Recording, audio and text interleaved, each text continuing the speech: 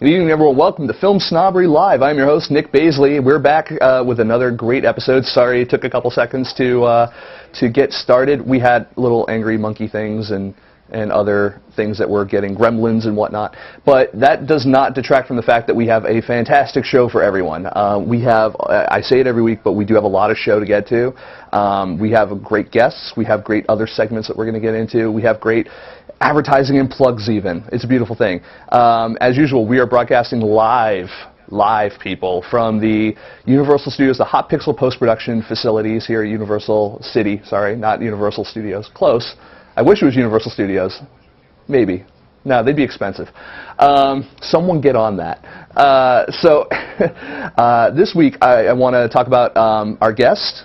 He is a very prolific man. He's a writer, he's an actor, he's a director, he's in a bunch of different stuff. Let's go ahead and I want to introduce everyone to Blayne Weaver. Blayne is, if you're not familiar with who he is, he's got a movie. It's coming out very shortly on DVD. It's already available on VOD, iTunes, the whole 9 yards, called 6 Month Rule. He's going to be in a movie that is coming out, I believe it's premiering at the Phoenix Film Festival. And we're going to get into that a little bit later, and it's called Favors, directed by Paul Osborne. I wanted to say a quick little thing. Paul was supposed to be here tonight, but he had a little bit of a family thing. His little one had a bit of an injury, so we're going to go ahead and just say, hopefully, you know, the little one is all good and everything's okay, and speedy recovery and all that. So Paul's watching, though, I think. So that said, Paul, if you goddamn cancel out of me again, oh my God, I'm going, the hell I will bring upon you. But I still love you. So that said, what I want to go ahead and do is now is I want to go ahead throw you guys a little bit of a teaser, a little bit of a, we're going to throw a little clip at you from Favor to give you a little bit of a taste of what's to come, you know, with our good man here, Blayne Weaver. And so we'll be right back in about 1:40 with Blayne himself, when he's going to answer all your questions about all those things that you do to make movies. So stick around, be right back. You know the thing about you and me, Marv? We've got a lot of history. We go back a long time, and that means something. You were the guy that I could always count on to be down for anything. You used to say you could tell how good a friend is by whether or not they'd help you move a dead body. Guilty. I need your help. I need your help moving a dead body. Sing me a song of redemption. Sing a little prayer for me. I lived a life full of misgivings. Somebody come and rescue me. What are you doing here? I want what you owe me.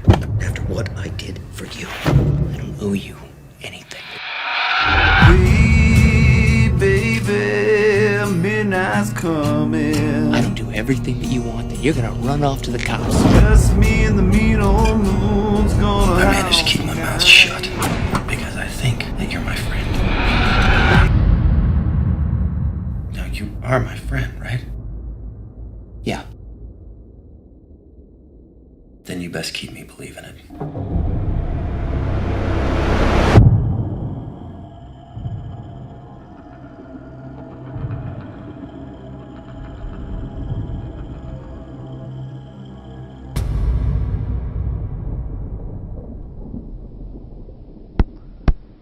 Holy shit, it's Blayne Weaver. It's me. Wasn't that exciting? That was very exciting, It's sir. a very exciting movie. It is Favor, directed by Paul Osborne. Directed, written by Paul Osborne. He's a genius filmmaker, and he's watching right now. He's watching right now. What does that make you? You know, I'm just his meat puppet in this particular situation. He just tells me what to say, and I do it.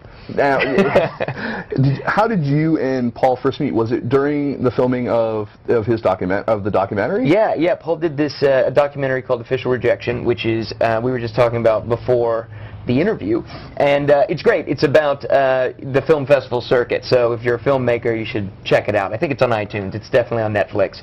Anyways, yeah, I had a movie called Outside Sales that I was on the festival circuit pushing, and he was there with the movie he wrote, 10 Till Noon. Yeah, and he was just filming as we went, and we went to a terrible festival, and the wheels completely came off, and I had a bit of a freak out, and I yelled at an intern. Completely justifiable, by the way, though. I think so. Before anyone like jumps on, and is like, oh, he's yelling at interns and film like these volunteers, these poor people. No, She like asked for it. she was totally asking for it, you know. Exactly. And you know, completely justified. And if you guys out there haven't seen Official Rejection yet, it's like required viewing for anyone in the filmmaking industry, independent or otherwise, or even if you just enjoy seeing like this is what filmmakers go through, because your story is not one that is like just a singular tale. Like people go through this shit every year. Right, and that's a great thing about the whole documentary. It really, you know, I taught a class, you know, to some high school kids about film, and I put this movie in, and just kind of like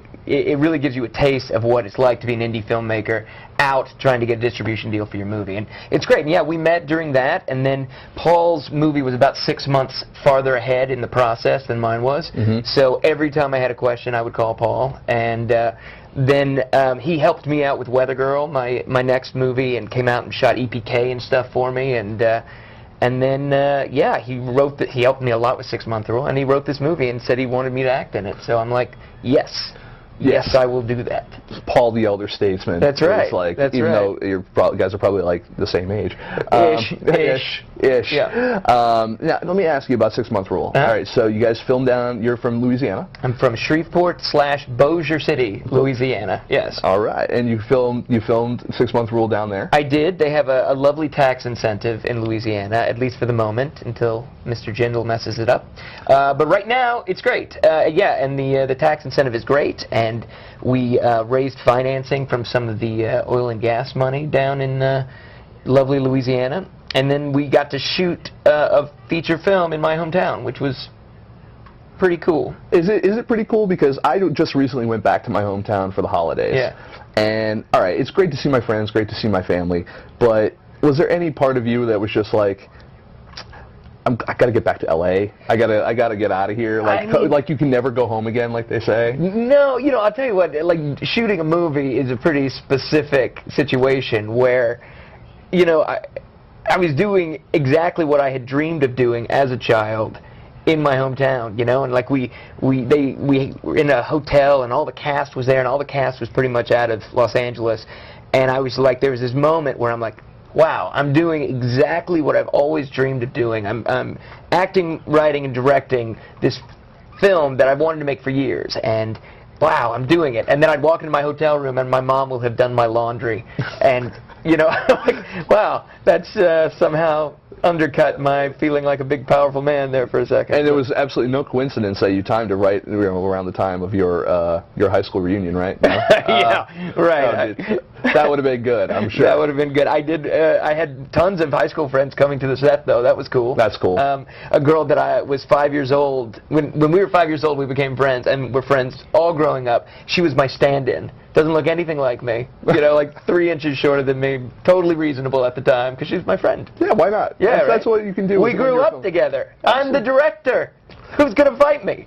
Nobody. No one's going to fight you. Nobody's going to fight me. I'm not going to fight you. Don't try to fight me, man. I would lose. That's right. With those shoes, I would lose.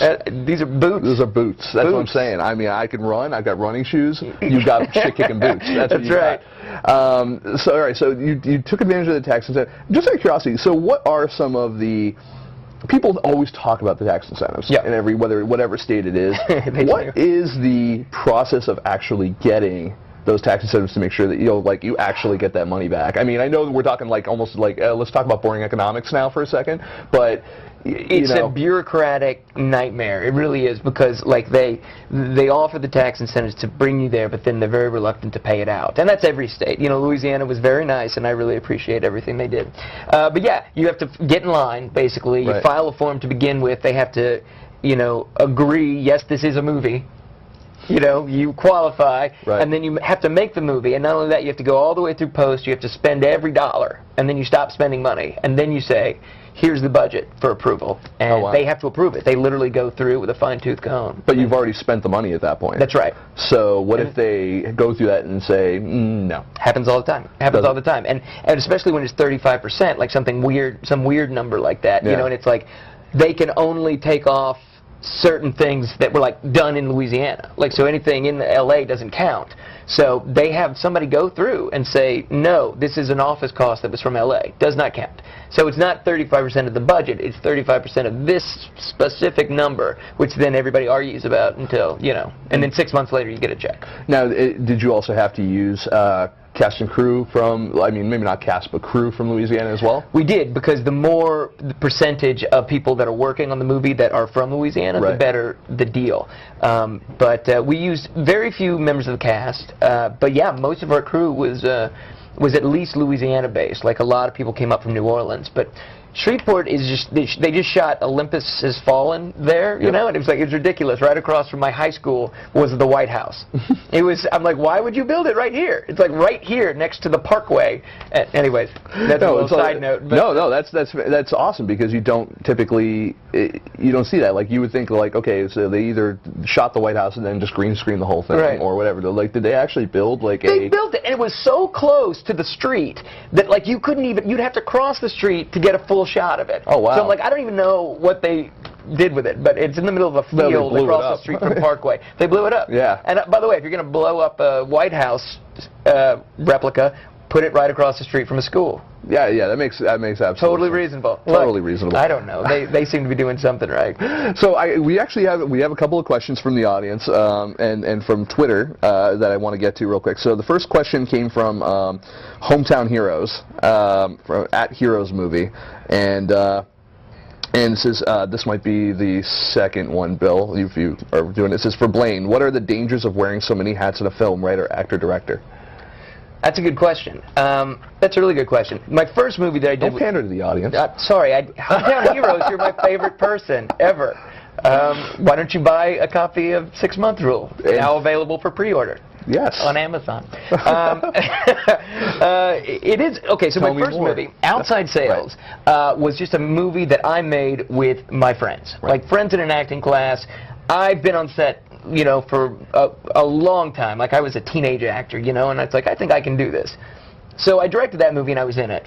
And they were all my friends, and it was really chill and relaxed, and like, the only question was, can I direct this thing? You know, can I put it together? But everybody was game. In 6 Month Rule, I discovered that the real challenge is you're having to prove yourself to people who are not giving you the benefit of the doubt. Right. Why would they? Why would a gaffer show up on set and say, here's an actor, writer, director that I've never heard of who's going to lead, you know, this ship? I'm sure he's fantastic at his job. You know what I mean?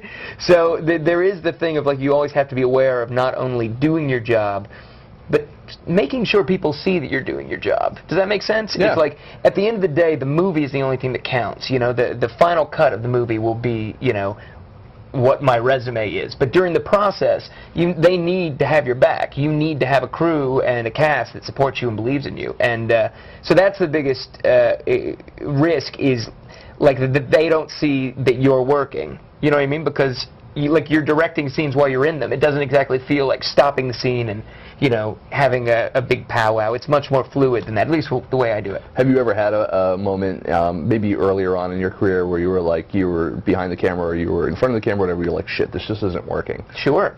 Well, I think that's one of the most important skills a director can have, is to know when it's not working.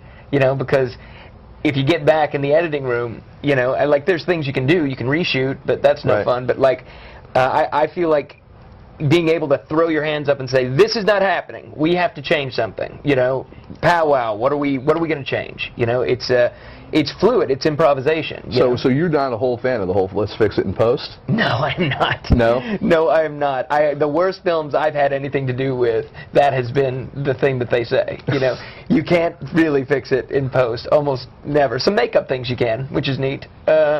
But everything else is like, you need to know what you're going to do, at least when you're there. Have you ever, were there any times on any of the films that you've been on where, behind the camera, where you're like, this is the shot I want, and then you get it back and you're like, that is not it at all what was going through my head? Yeah. There's a great example of that with my DP on 6 Month Rule is a guy named Dan Stoloff, incredibly talented director of photography, and we had this one shot, and I think this was the only disagreement we had the entire time, because we worked together extensively before prepping and, you know, doing shot lists and whatnot. So we knew we were on the same page, right? So I had this idea of the camera moving up and catching me, and behind me you see Natalie Morales' character, and she's supposed to be asleep, but she's not asleep, she's watching. She's seeing what I'm going to do. That was my big creative idea. And it looked so weird when we actually did it. The Dan's like, this looks weird. It looks like she's like staring at the back of your neck. I'm like, no, I want it. We had this huge fight. Ended up changing the shot to compromise. And then I saw the shot later in playback, and I'm like,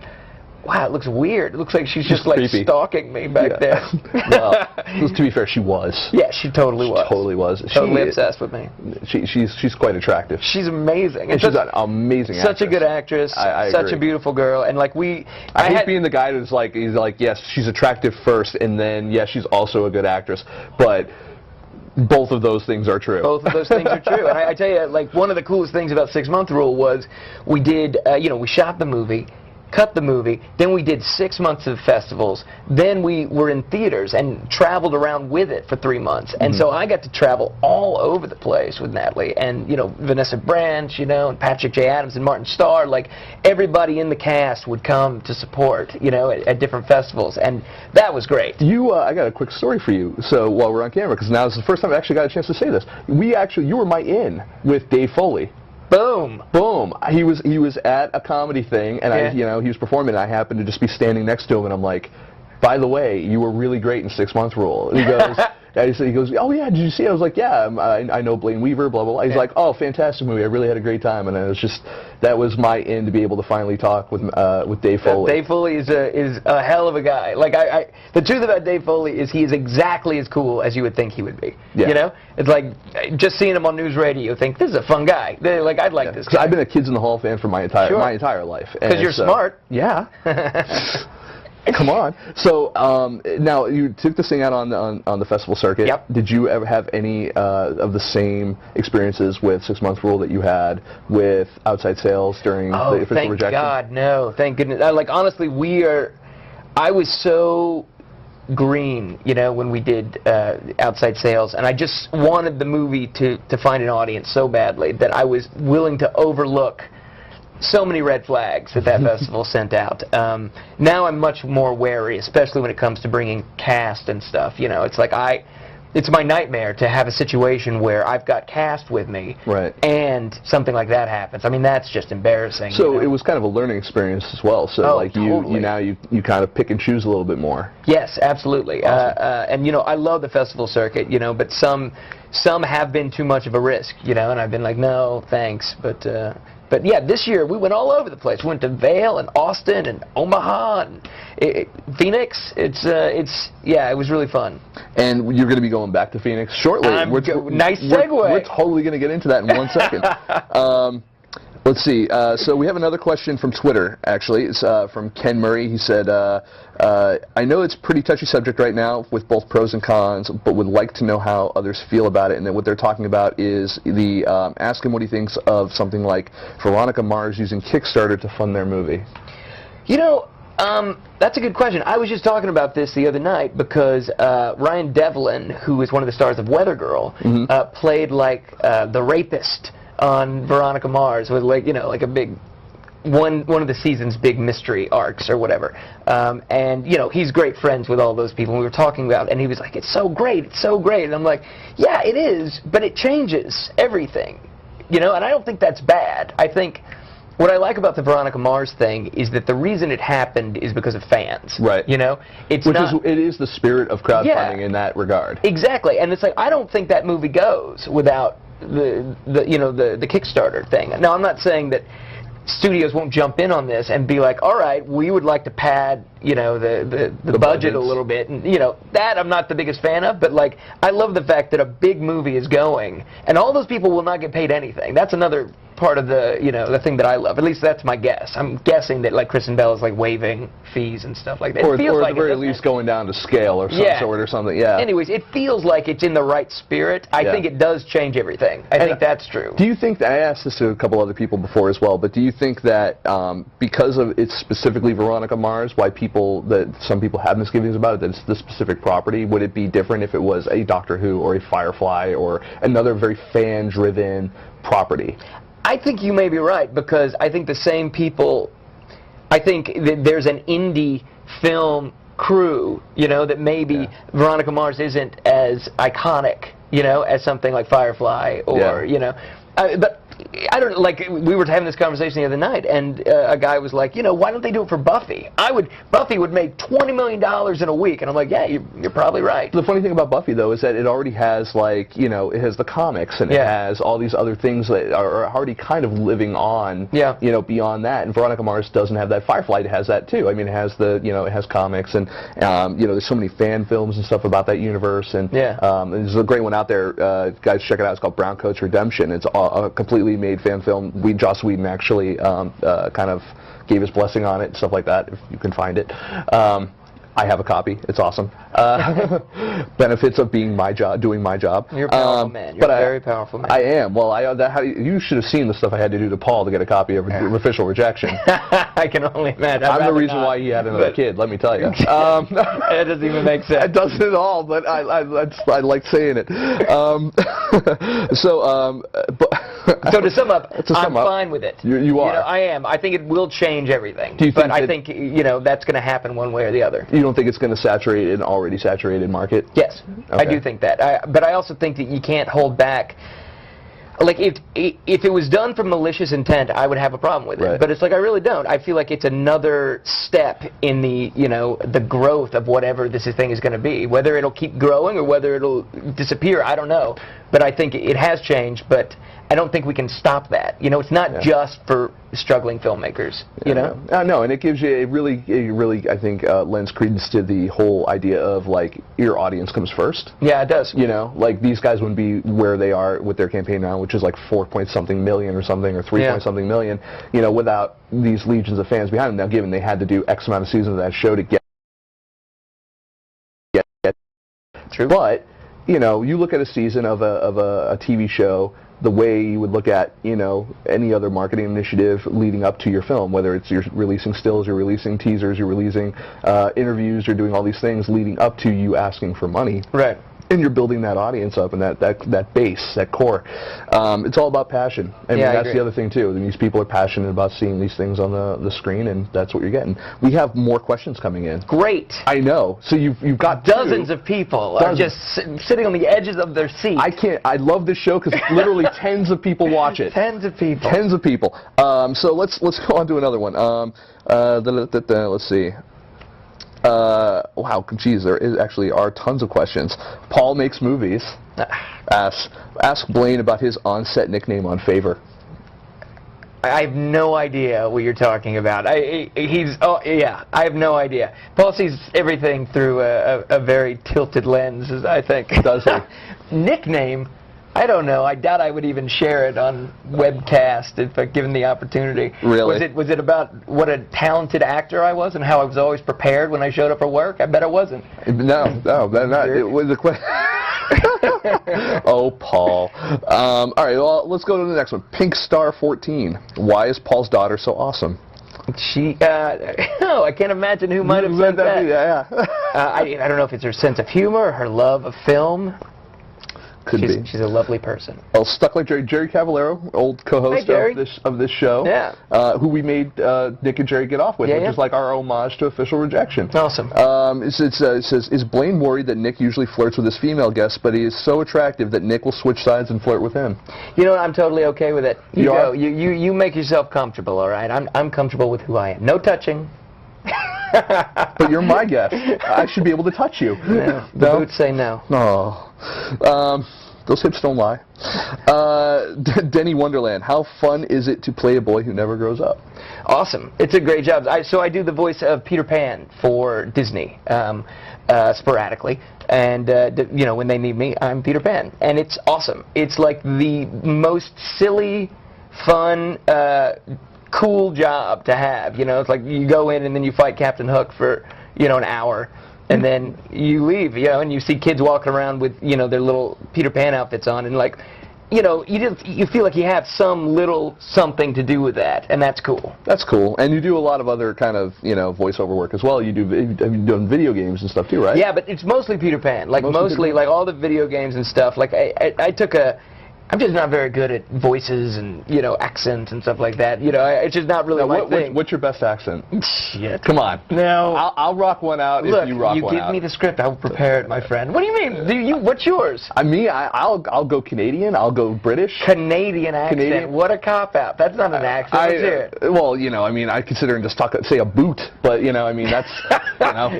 That cheats. That's totally cheating. It is. I mean, I'm not going to lie. I've gone to such great lengths to get rid of my Massachusetts accent, because just no one wants to hear me talking like, you know, wicked pissa or anything like that. I like you know, that. Just you know, but I've done the same thing for my southern accent. You're very neutral. Neutral with the accent. Doesn't sound like a compliment. That sounds terrible. I'm not neutral. I'm exciting. Exciting. You're but I mean you're non-region specific. Neutral. Yeah. Okay. I'll take that. There you go. Non-region specific. Pigstar 14 does have another question. Which was your favorite scene to shoot? Which was your favorite set? And which was your favorite scene to read? She didn't specify what movie. I'm sure Paul wants her to say Favor, but I'm sure. We'll go with Favor. We'll go with Favor. Okay, so Favor's about, I'm going to give a little spiel about Favor. Spiel it out. Okay, so Favor's about a guy that looks like me who is having an affair, and he accidentally kills the woman he's having the affair with. And then he goes to his childhood best friend and asks him to help him get rid of the body.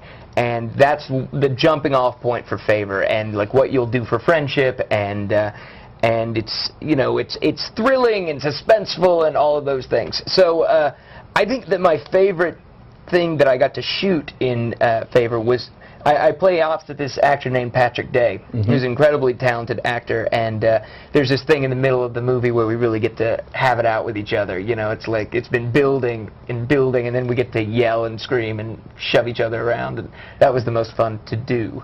And nice. The most fun to read? It's all fun to read. Reading is fundamental. Reading.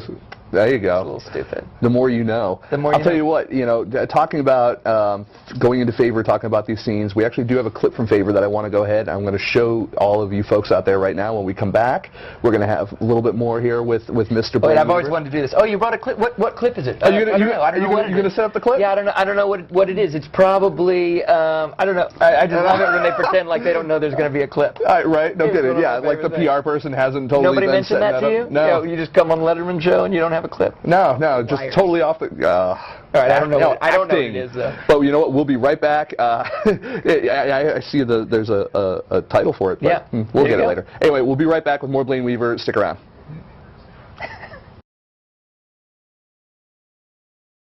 I'm sorry, is it okay that I'm here? I mean, it's really late and you were sleeping. Of course, it's fine. I mean, I'm sure you have to be up in a couple of hours. Yeah, I'm still out of work. Yeah? Yeah. I'm sorry to hear that, Marvin. Yeah, that's life, right?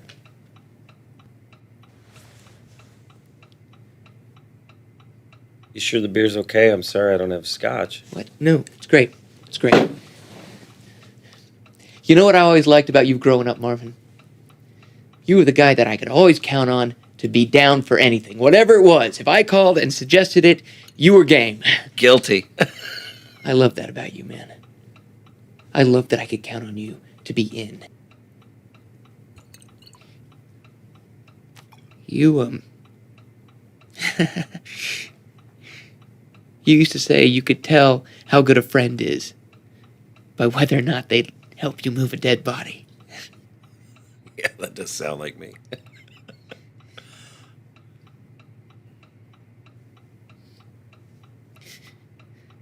Would you?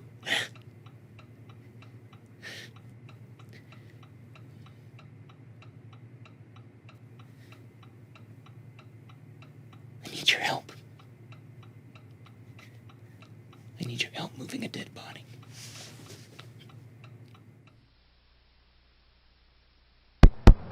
Hey everyone, we're back, and we're still with Blayne Weaver. He hasn't run out yet, mostly because he is handcuffed. I didn't know that was an option. Is that? Well, he doesn't know, but as soon as he came into the room, click. Yeah. You know, he's just trapped in here with us now. We have more questions though. Great. Chat room is blowing up for some B-Weave. Not like Brea Grant, I'm sure. Well, In a competition with that girl. you gotta, you're at a disadvantage. I know. You're It's not fair. You're not tiny, blonde. You don't have boobs. I don't. I No. don't. But- I'm right with that. But you know what you do have? You have movies like coming out the wazoo. And Not literally, but not yes. literally. Yes. Figuratively. Figuratively. In your figurative wazoo. So, Corey1234 asks, what is the most frustrating thing about being a filmmaker? Oh, that's a long list. You know, I love the job, obviously. Like, you know, who wouldn't love that job, you know? But everything, wow, there's a lot. I was going to say distribution. Distribution is makes me want to implode, you know, pretty much regularly. Just the struggles that you have to deal with that you would never think you'd have to deal with. You think you're done, you get to the finish line, you get a deal even. And I'm telling you, the stress you feel before you get that deal is nothing to sneeze at. That is intense stress, because it's the difference between it sitting next to your TV and it being 40 feet high on a screen, you know. And but man, once you get the deal and just trying to protect the integrity of the movie as it's moving through business is so difficult, you know, because you don't realize you're losing control. You know, the DVD covers and you know, distribution rollouts, and you know, whether your name is spelled right on the iTunes thing, you know, and like, you know, why did they put the bad review on top at the iTunes thing? Why is that there? You know, move that. Where's the bad review coming from? I mean, that's the other thing. I mean, whoever you want. Yeah, you know, armchair, fucking Monday morning quarterback, movie reviewers. Yeah. But you know, that's no film snobbery. That's frustrating, and it's feeling like you can't do anything. That's the worst part for me. When your hands are tied, when you're on set, every problem can be fixed. And I know that may not be an actual true statement, but essentially, pretty much everything you can work around. But like when your hands are tied, when there's contracts involved, and you're just like out of your element, which I feel like I am when it's talking about, you know, business. You know, money and numbers and how many of this for how many of that, blah blah blah. Yeah, that's it. The economics. The of economics. filmmaking. Yeah. And that's, you find that to be more stressful than, say, finding financing for something or getting a project off the ground? I do, because like I wouldn't use the word stressful when it comes to financing. I would. It's frustrating, but it's like the thing about financing is it's not there. Right. Until it is. Gotcha. You know, so you worry about it, you fret about it, you know, but I've always said that you never get to celebrate financing a movie, because it's always like, I think this is going to happen. It looks like this is going to happen. I think this guy's going to write a check. Has this guy write that check yet? When is that check coming? Wait a minute. If he doesn't write the check now, we're screwed. We've already done this and this and this. And then he finally writes the check, and you don't celebrate. You just heave the sigh of relief. And pay the bills that the money you've already promised. Exactly. Totally. It's like there's a whole different stress of having a movie on your shoulders that, you know, the money's spent. It's done. Now your job is to get it out in the world, and it not to have a stupid picture on the cover of it. You know what I mean? It's like, don't ruin it now. It's done. It's done. People are going to see this. Yeah. No, it's like the equivalent of like being the popular kid in high school or something like that, and then picture day comes around, and like it's you like doing that picture. I guess so. Yeah. You know? I like the analogy. Yeah, there you go. Gotcha. No, I can see how that would be frustrating, and yes, especially the distribution side of it, because it's a completely different change of mentality too. Right. I mean, it goes right from like was it right brain creative over to left brain analytic, and it's a complete, you know. And in the middle, you're doing film festivals, which is one kind of skill, and you're trying to sell your movie to an audience who's going to sit in seats, and that I feel good about. That I feel like I'm not bad at. Yeah. You're a bit of a huckster. Oh, stop it! Really? A little bit. Stop it. I could sell this whole town marching band costumes. I don't know. Where did that come from? I don't know. That's a good one, though. Well, what was John Hoff 3? Hey, John. Hey, John. He asked, what was it like working with Miss Morales, Patrick Day, and Paul? Well, okay, so different projects, right? Sure. Natalie Morales was 6 Month Rule, and again, she's amazing. She's we had I like this story. I did a guest star on a TV show that she was the star of called The Middleman on the ABC Family like 3 years ago. And I played an alien and had an intense amount of prosthetic makeup on. And it was not flattering makeup. I was not the cool and sexy alien. I was the goofy... They give you a dick nose, didn't they? I looked bad, man. I looked bad. But we never met, you know, like aside from the prosthetics, but we worked together. And I thought she was great, and she was charming, and like, this girl's going to be a star. And then when we got close to 6 Month Rule, like, I wanted her to be the girl, and we made the offer, and she had no idea who I was. She didn't, because she'd never seen my face. Oh, she right. looked at my IMDb, and It's she's like like, she we've just never saw worked with this guy. You know? She just saw you going like, I want to make you a star. Yeah, exactly. Which is like, one of the things I was really worried about when we made the offer was she's going to think I'm a total creep. Like, I want to, talk with her before we make the offer, because I don't want her to think this guy who did one day on Middlemen, 3 years ago wants to direct and act with her in this there's thing perception. where I'm going to be having love scenes with her. Yeah, it was very creepy, but it wasn't that at all. And she was great, and we've become great friends. Yeah, if you guys haven't seen 6 Month Rule, great flick. It's coming out on DVD shortly, so it's already on VOD and all that kind of stuff. iTunes, Amazon streaming, do it. One of the other, Patrick Day and Paul Osborne, is that what you mean? Well, Paul Osborne, we've known each other for years, and like working for him as a director was just awesome. I think we have a shorthand, and there's something really special that happens when you have faith that the director knows what he's doing. It's like I've seen it from both sides, luckily, and it was really cool to be on set and just know that Paul's got it. He's got the ball. And Patrick Day, I mentioned a little bit earlier, fantastic working relationship. We're completely different, and I think it's really awesome when you can do a whole movie with pretty much just one other actor. It's like it's very intimate, it's very organic, and we get to just react off each other for a 90-minute film, like all the way through, and it was a real joy. That's awesome, and it looks like a really intense film. Interesting side note on this, we were hoping that Paul would be here to talk about it, but understandably he can't be. But one thing I wanted to definitely mention was that Favor, all the color timing and all the some of the post-production work was all done actually right here in our studio, where we shoot, literally in this room. So in the same room that like they were doing the color timing for like No Country for Old Men, they did Favor. Well, I think it's an appropriate comparison. I definitely think so. Because I think you guys have the wit and wisdom of the Coen brothers. So. I agree, and my performances have always been compared to Tommy Lee Jones's. Yeah, absolutely. Repeatedly, we have a similar vibe. Yeah, I agree. I mean, you both have the grumpy cat face. Yes, that's and yours is just more cat grumpy. face. That's not inaccurate. Interesting. Cat face. Let's see. Oh, Corey1234 has another question. How do you choose actors? When There's a hat. Yeah, there's a hat. You put numbers in. Normally, honestly, we've used casting directors, obviously, and Lauren Bass was the casting director for 6 Month Rule and Weather Girl, and she spread out all these headshots of people. But basically, the real conversations are about talent and flexibility and ego. Because on an independent film, the one thing you do not have time for is diva-like behavior, and some really, really talented actors are incredibly difficult, and so you have to balance that. It's like, how much do I want this? Because especially like shooting in Louisiana, you don't know what that situation's going to be like. I don't know if one day I'm going to walk into a location that's just going to be really uncomfortable for a little bit of time.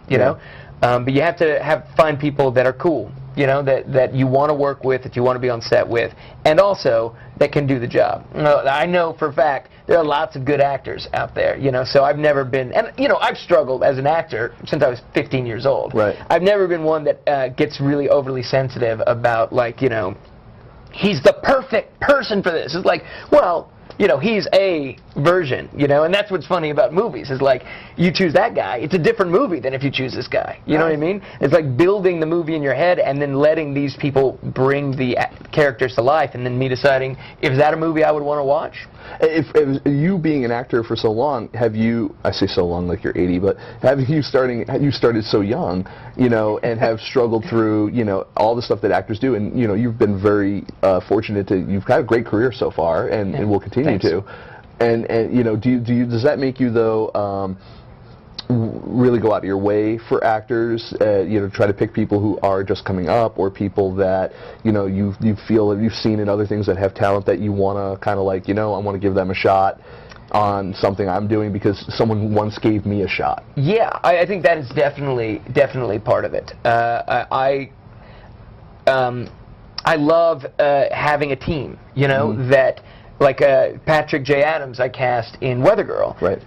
And he did a wonderful job in that film, and I just thought he was I saw him do a play after that, and I'm like, this guy is so talented. I'm like, I'd love to see him do something completely different than what he did in Weather Girl. And in Weather Girl, he's kind of, like this philosophical, couch potato, and then so I hire him to be like a sexy, badass rock star in 6 Month Rule, and like I love that dichotomy. I love giving a platform to an actor I know that can perform, a chance to do so. Like Mark Harmon doing that incredibly douchey anchorman in Weather Girl. Like, that's a huge stretch for Harmon. Harmon is not like that at all. Like, he is pretty much Gibbs. He is the guy, the tough guy that you see. And like to get to see an actor stretch and give him that opportunity, I love that. Like, that's a weird segue, being that we started talking about younger actors. Yeah. Harmon helped me with Weather Girl way more than I helped Harmon.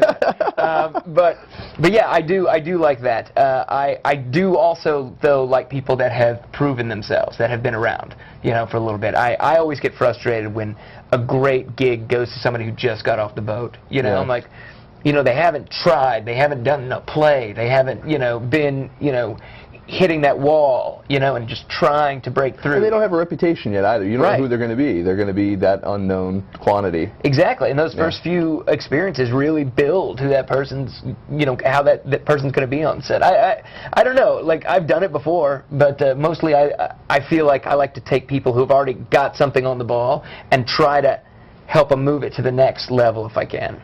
Totally. Let's see, and let's see. All right. How hard is it to avoid spoilers in interviews for any film? For any of the films that you do? Well, yeah. Well, I mean, in 6 months, spoiler alert, is really hard. And I don't know if Favor is going to be hard. Like, I think the rule with Favor pretty much has been, and this, we're just starting this process because it premieres April 5th at the Phoenix Film Festival. Yeah. Boom. But there's so many secrets to that movie, there's so many twists and turns that I feel like you can't really say much. Like, the setup is the idea, and that's really all I've said so far about plot. But 6 Month Rule, there are spoilers that everybody wants to talk about, immediately, after they see it. So I've had trouble with it. We try to say, we're going to talk about the end of the movie now, and I think as long as people are interested in talking about it, that's great. It's like it's coming out on DVD now. Hopefully we don't ruin the ending for people, but if they want to talk about it, they don't have to look far on the old YouTube to find me talking about it.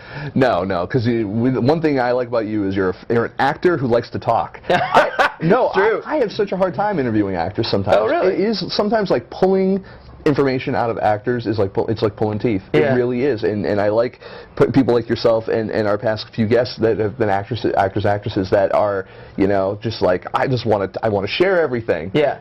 I had an experience at Sundance. I was interviewing a guy, and it was just like, and tell me about this. And he's like, and then I did this, and I was like, okay. Care to elaborate? Like, I love it. I love people with a good story. Yeah, and I mean, that's one of the great things about my life is that it's just been a collection of these really cool stories, of like working as an actor in Hollywood, and then, you get to stand next to people that are really cool, and like have these experiences that, I was telling the story the other day. One of my favorite things is like when I was, I've said that a lot. One of my favorite things. I keep saying that. You're like Oprah. You have many favorite things. Many favorite things. Blayne Weaver's favorite things. It's a good story. So I'm doing ER, right? And I learned something very important about acting when I was doing ER, and that is that your job, if you are not number one on the call sheet on a television show, is to hit your mark, say your line, and get out of Clooney's way. That is pretty much the rules that you should follow if you ever get a TV show and you're doing a day or, guest star. Anyways, I had a kissing scene with this girl. It was my first kissing scene, and Clooney came up and said, "Have you done this before?" And I'm like, well, like in real life? And he's like, no, I mean, you know, on camera. He's like, no. And he showed me how to take the girl and kiss her so that her face was closer to the camera, and da-da-da, and, I mean, come on. George Clooney taught me how to kiss a girl in a movie, you know? That's awesome. You can't go wrong with that. I know. At least it wasn't like someone else. There could be. It wasn't Paul Osborne teaching you how to kiss a girl. No, though he did do some coaching during Favor. With you and your other male co-star. No. There were girls in it too. Briefly, no, maybe. Very talented young women. Yeah. Yes, lots of them.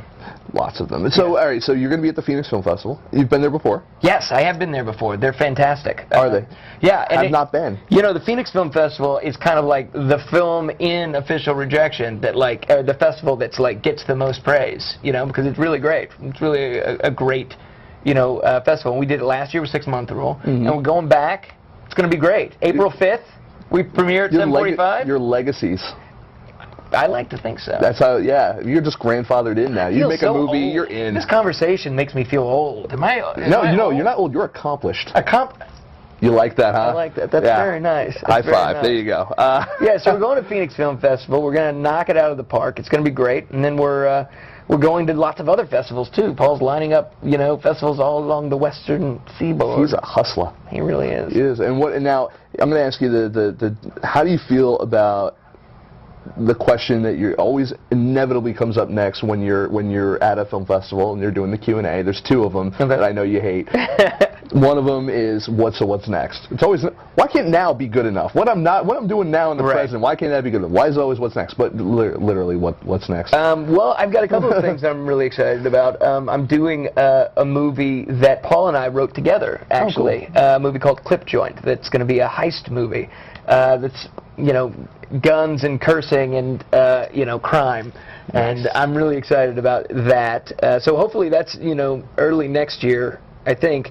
But other than that, I'm writing a bunch and, you know, auditioning a bunch. And I got this new movie, Favor. You do. You got this new movie, Favor, which is just kind of starting. It's premiering. So it's just starting. It's so great. So you got a whole 6 months to a year. I love being on the festival circuit, man. Like, see, you know, we've made so many friends. Like, this is...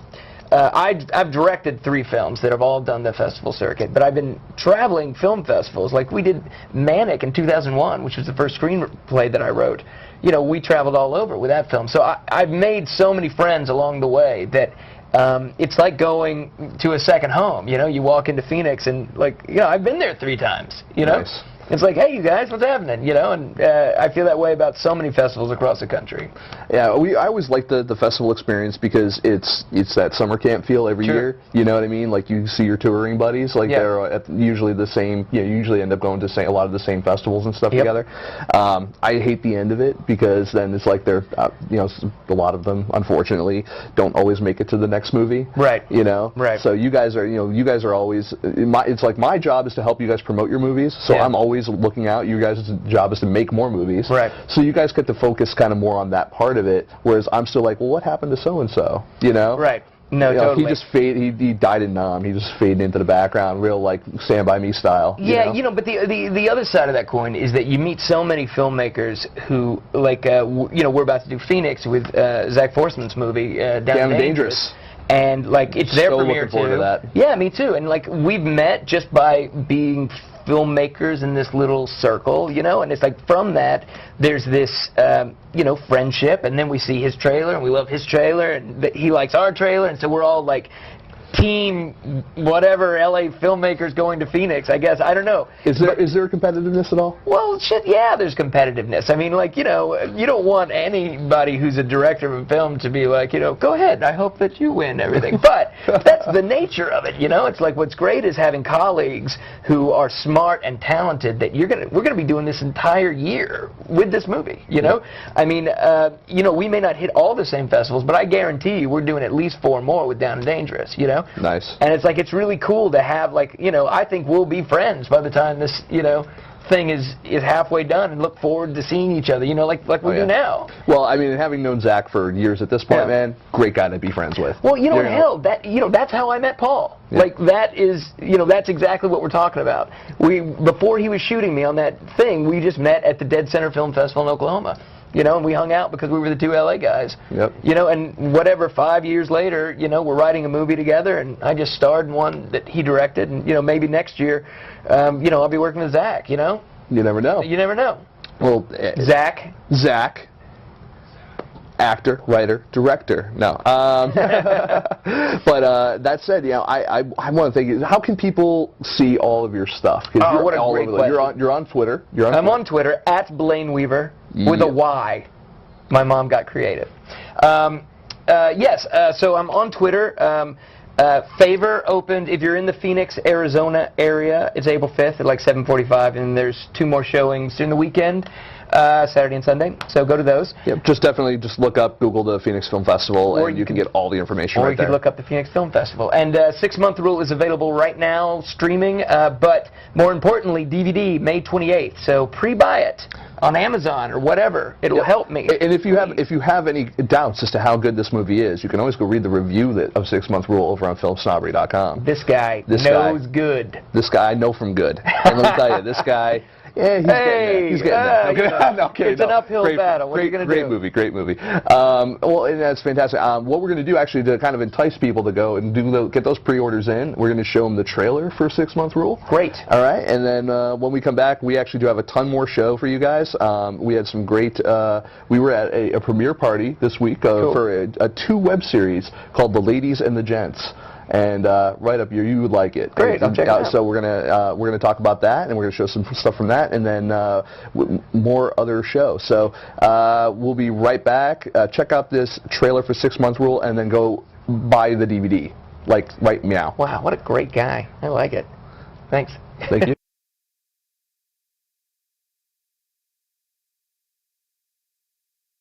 Look, girls come and go. That's just how it works. Friendship, that's the only lasting thing. It's a rule.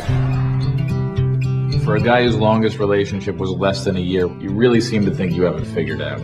I do have it figured out, and that's exactly why my longest relationship was less than a year. You leaving? You know the rules.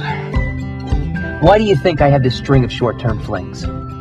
Why would I sign up for a relationship and all the sacrifices that come with it? Why are you here? Wow, you're really horrible. If I know that in 6 months I could be completely over the whole thing. Hey, bang that blonde once for me. There is no woman in the world so perfect that you cannot get over her in 6 months. That's my book, and you're looking at my book, and I thought that was cool. Are you drunk? No. Yes. Slightly. I met this girl today who was amazing. She's smart, like savvy. You and me, we got like a spooky synchronicity going on. I don't know what that means. There's the girl that you date, and then there's the perfect girl. The perfect girl, she makes you nervous, unsure of yourself. Who wants that kind of hassle, right? Hi. Hi. Well, I seem to be in the way. Is that Tyler Watts, world-famous photographer at my party? You and him. Yeah. Look at this guy. I hate this guy. You don't know me, Tyler. I think we know each other pretty well. I think I'm in love. Stop it. No. I can trust you. You are so totally wrong for me. You are perfect for me. Tell me that you love him. Tell me you love him and I'll walk away right now.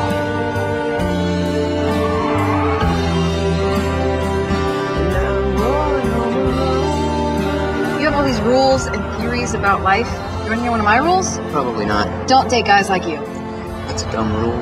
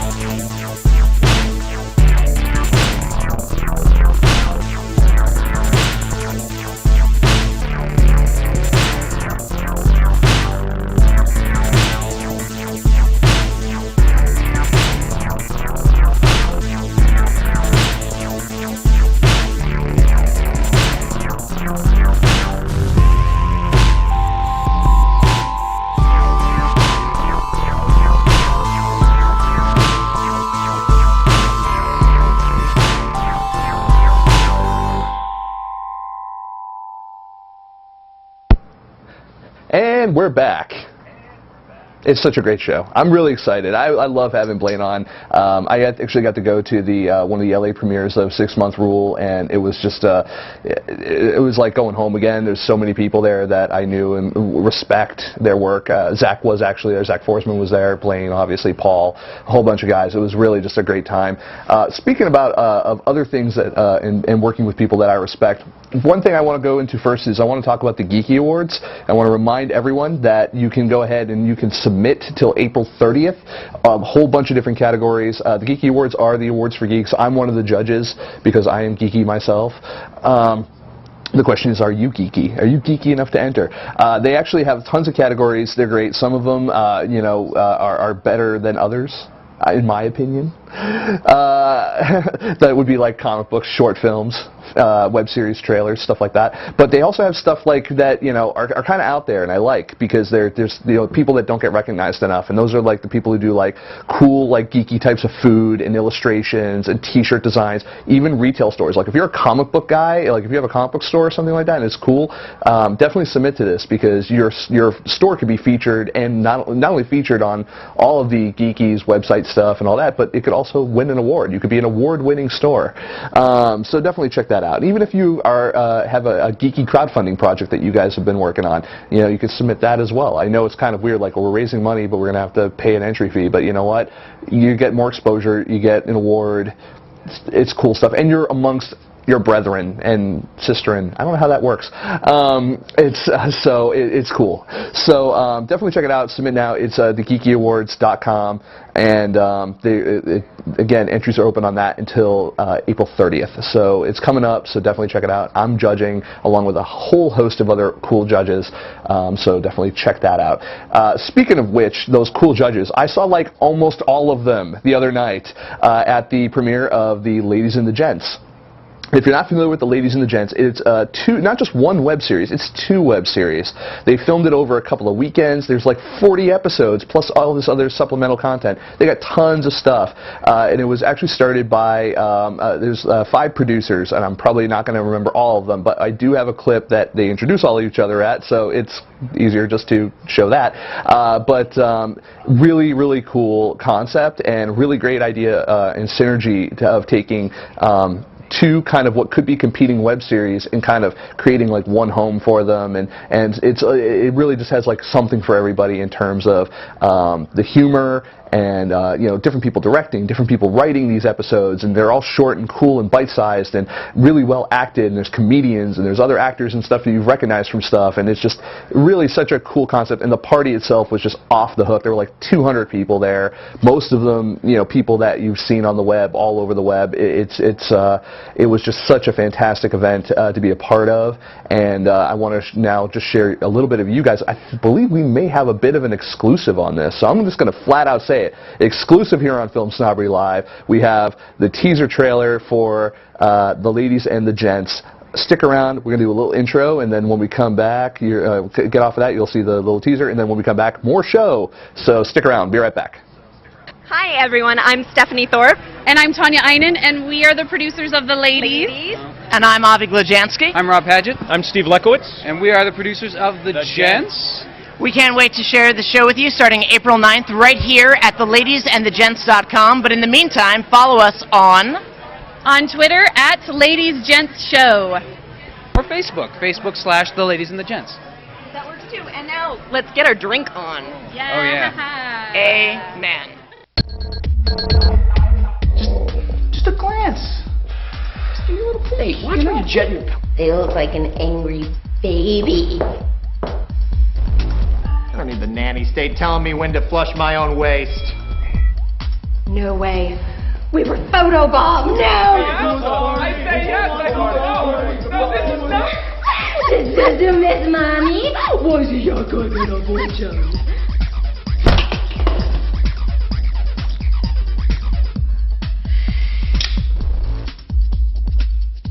I've already scoped out every entrance and exit from this room.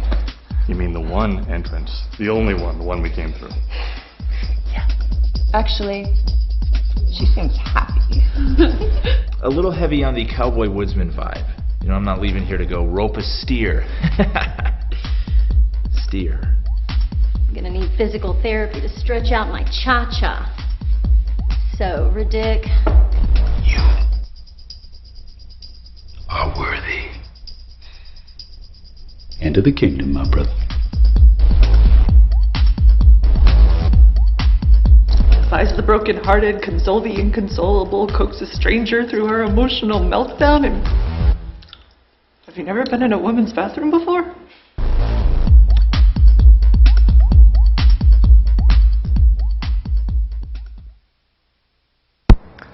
Hey, and we're back, and that's pretty much the end of the show. I mean, the ladies and the gents is going to be huge, mark my words.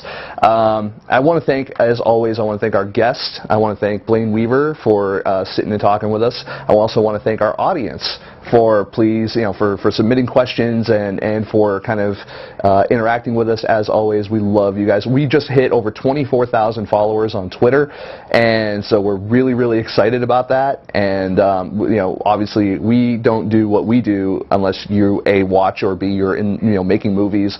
So we have nothing to review if you're not doing your job. So thank you for everyone who's making movies and being a part of what we do and appreciating what we do. So we really appreciate it. I also want to say thank you to the hot people at the Hot Pixel Post-Production Company here in Universal City.